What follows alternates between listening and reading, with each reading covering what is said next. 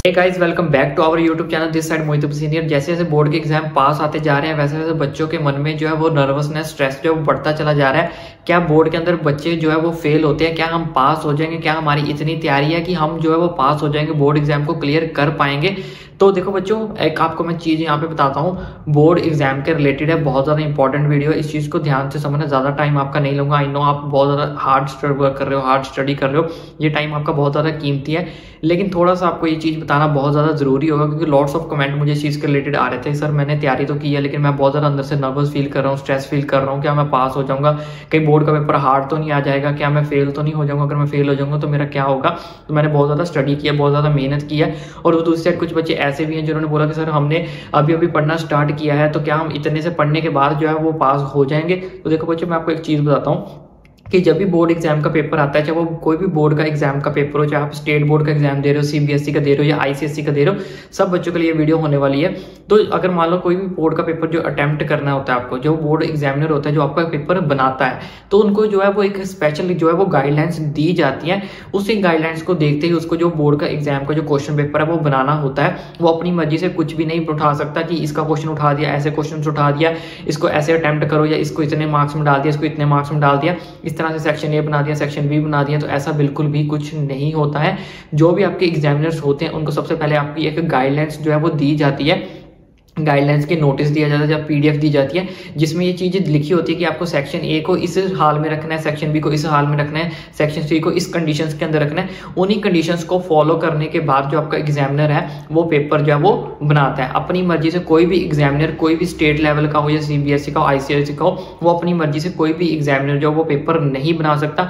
अब उन सेक्शंस के अंदर जो कंडीशंस लिखी होती है कि इसके अंदर इतने क्वेश्चंस डालने हैं, इतने हार्ड होने चाहिए, इतने ईजी होने चाहिए, वो सब चीजों को फॉलो करने के बाद ही जो है वो आपका पेपर जो है वो बनाया जाता है। और कभी भी आउट ऑफ सिलेबस से पेपर आपका बिल्कुल भी नहीं आता है। अगर मान लो जो चीज आपको पेपर में से अगर कोई आउट ऑफ सिलेबस आती भी है, जो चीज आपके सिलेबस में नहीं थी या फिर आपकी बुक में नहीं थी, तो बोर्ड उसके लिए आपको जो है वो एक्स्ट्रा मार्क्स देगा, ग्रेस मार्क्स उसके लिए आपको प्रोवाइड जो है वो किए जाते हैं। तो इस चीज का अपने मन में से डाउट जो है वो पहली बात निकाल दो कि आपका जो पेपर है वो बाहर से आएगा और बाहर से आपको एक्स्ट्रा क्वेश्चन जो है वो पूछे जाएंगे। देखो बच्चों, जिन बच्चों ने मैथ स्टैंडर्ड लिया है तो उसके लिए तो ऑब्वियसली आपको स्टेटमेंट चेंज करके आपके क्वेश्चंस आ जाएंगे, लेकिन कभी भी आपके आउट ऑफ सिलेबस और आउट ऑफ बुक जो है कोई भी क्वेश्चन नहीं आता है। इन केस कभी गलती से ऐसा क्वेश्चन आ भी जाता है तो उसके लिए आपको वरी नहीं करना है, टेंशन नहीं लेनी है, स्ट्रेस बिल्कुल भी नहीं लेना है। उस चीज को हाईलाइट किया जाता है बोर्ड की तरफ से और उस चीज के जो मार्क्स होते हैं वो हर स्टूडेंट को प्रोवाइड किए जाते हैं। जिन बच्चों ने भी उस क्वेश्चन को अटेम्प्ट किया होगा तो हर बच्चे को उसके फ्री के मार्क्स जो मिलेंगे, चाहे वो 2 नंबर का क्वेश्चन है, चाहे वो 3 नंबर का क्वेश्चन है, चाहे वो 5 नंबर का क्वेश्चन है, चाहे वो 1 नंबर का ही क्वेश्चन क्यों ना, हर बच्चे को उसके जो मार्क्स दिए जाएंगे जिस बच्चे ने उस क्वेश्चन को अटेम्प्ट किया होगा, लेकिन वो क्वेश्चन अगर आउट ऑफ सिलेबस होगा। अब रही बात पेपर जो है सीबीएसई का या किसी भी स्टेट लेवल का, वो आता कैसे? देखो बच्चों, आपने पिछले कितने भी साल के जो क्वेश्चन पेपर्स अगर आप उठाकर देखोगे ना, हमेशा जो बोर्ड का पेपर आता है वो हमेशा मीडियम तक ही जो है सीमित रहता है। यानी कि हम कहें कि मीडियम तक ही जो है उसकी जो है वो कंडीशंस रहती हैं। मीडियम से अबव कभी भी वो पेपर को नहीं बनाते हैं। मैक्सिमम से मैक्सिमम उनका जो पेपर वो हार्ड वो मीडियम तक ही जाता है। इजी से मीडियम तक ही उनका जो पेपर जो है वो लेवल रहेगा।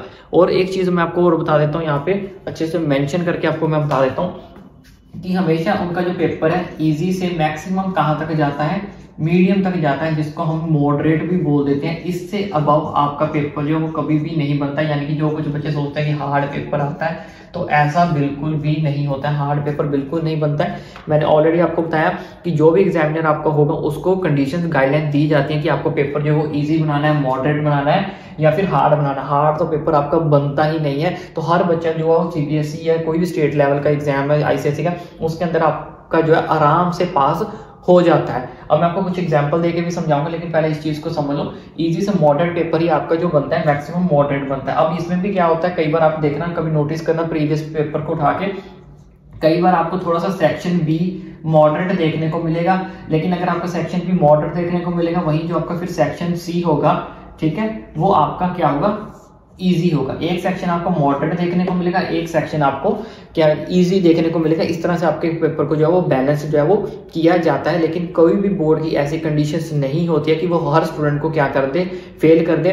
इवन चाहे वो सीबीएसई बोर्ड है, स्टेट लेवल का बोर्ड है, हर बोर्ड का एग्जामिनर जो है उनका कंट्रोलर होता है वो यही चाहता है जो बच्चा पेपर दे रहा है उसके कम से कम जो है, अगर मान लो 80 नंबर का पेपर है आपका, तो 80 में से हर बच्चे के जो 40 मार्क्स जो वो आराम से बन जाते हैं। जबकि आपको पास होने के लिए कितने चाहिए, सिर्फ 27 मार्क्स चाहिए। अगर आप ठीक मीडियम भी पढ़ के जाते हो ना, तो इतना पेपर आप आराम से अटेम्प्ट कर सकते हो कि आपके 40 नंबर जो वो बन जाए। तो फेल होना तो बहुत ज्यादा दूर की बात। चलो मैं वो आपको थोड़ा सा डाटा एग्जांपल के थ्रू समझाता हूँ। हमारे पास जो 2022-23 का एग्जाम हुआ था, 2022 और 23 के अंदर जो हमारे पास एग्जाम हुआ था बोर्ड के अंदर, ठीक है, सीबीएसई की बात कर रहा हूँ, तो 2022 और 23 में हमारे पास जो पेपर हुआ था उसके अंदर 21 लाख बच्चों ने जो है पेपर को दिया था, यानी कि 21 लाख प्लस स्टूडेंट ने जो पेपर को अटेम्प्ट किया था, यानी कि पार्टिसिपेट किया था। तो जिसमें से आप मानोगे 20 लाख से ज्यादा बच्चा पास हुआ था। अब 20 लाख से ज्यादा जो बच्चा है वो पास हुआ था, चाहे वो 34% पे ही पास क्यों ना हुआ था, लेकिन वो पास जरूर हुआ था।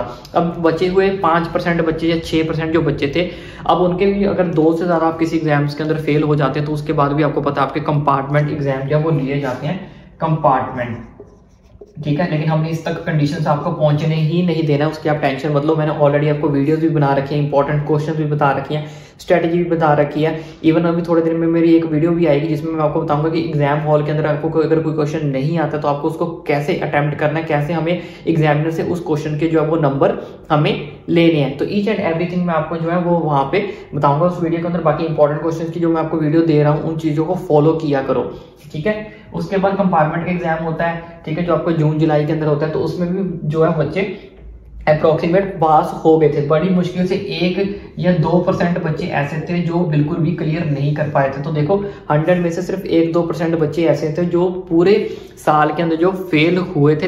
अदरवाइज 98% जो बच्चा था वो सीबीएसई के अंदर जो वो पास हो गया था। तो अब आप सोचो कि आपकी इतनी भी कंडीशंस बुरी है कि आप सिर्फ पास भी नहीं हो सकते, और पास होने के लिए आपको चाहिए कितने, सिर्फ 27 मार्क्स आपको चाहिए।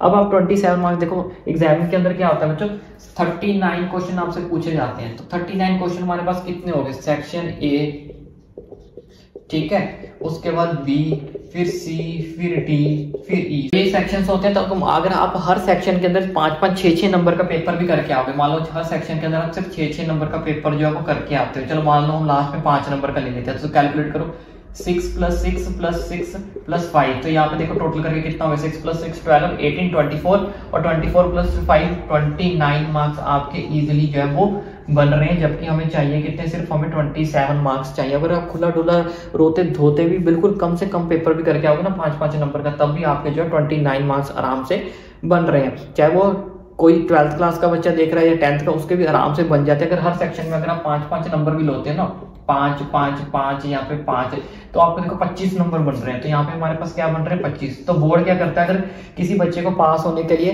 27 चाहिए, लेकिन अगर उसके 24 बन रहे हैं या 25 बन रहे हैं, 26 बन रहे हैं, तो उसको इन बच्चों को क्या किया जाता है, ग्रेस मार्क्स देके जो है वो पास कर दिया जाता है, बल्कि उनको फेल नहीं किया जाता। तो फेल की जो प्रोबेबिलिटी है वो बहुत ज्यादा कम होती है। तो ऐसे बच्चों को 24 या 25 या 26 तक भी अगर आप पहुंच जाते हैं तो आपको ग्रेस मार्क्स देके आपको 27-28 आपके मार्क्स जो वो कर दिए जाते हैं बोर्ड की तरफ से। सेम पैटर्न जो वो 12th के लिए भी फॉलो किया जाता है। तो पेपर आपका मैं ऑलरेडी पहुंच चुका हूँ, चाहे वो 10th का बच्चा है चाहे 12th का बच्चा, इतना ज्यादा आपका पेपर जो है वो हार्ड नहीं बनाया जाता, बिल्कुल भी इवन हार्ड नहीं होता। मैक्सिमम पेपर आपका मीडियम मॉडरेट तक ही जाता है।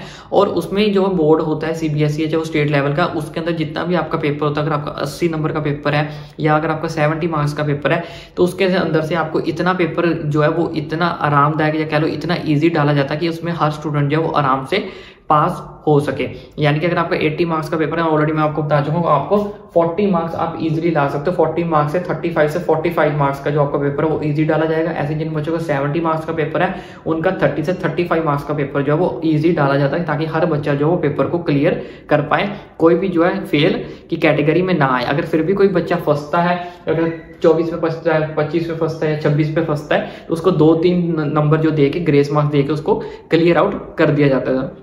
तो आपको किसी भी तरह की फालतू की टेंशन नहीं लेनी है। जितना ज़्यादा आप अच्छे से स्टडी करोगे उतने ज़्यादा मार्क्स आपके बढ़ेंगे और उतना ज़्यादा आपका फ्यूचर जो है वो अच्छे से सिक्योर होगा। तो आपको किसी भी तरह से कोई भी स्ट्रेस नहीं लेना है, कोई पैनिक नहीं होना है, अच्छे से अपनी स्टडी करो। Wish you all the best for your exams. और एग्जाम्स कैसे करना है, कौन से सेक्शन से अटेम्प्ट करनी है, एग्जाम हॉल में कैसे प्रेशर को टॉलरेट करना है, ईच एंड एवरीथिंग की वीडियो आपका भाई आपको बताएगा। कौन सा पेन यूज करना है, कैसे अपनी जो कॉपीज है उसको फिल आउट करना है, ईच एंड एवरीथिंग मैं आपको बताऊंगा। इसे चैनल को सब्सक्राइब करके बेल आइकन को ऑन कर लो ताकि आने वाली वीडियोस आप तक हम जल्द से जल्द पहुंचा सकें और आपको भी जल्द से जल्द अपडेट मिल सके। तो आई होप आपने चैनल को सब्सक्राइब कर दिया होगा।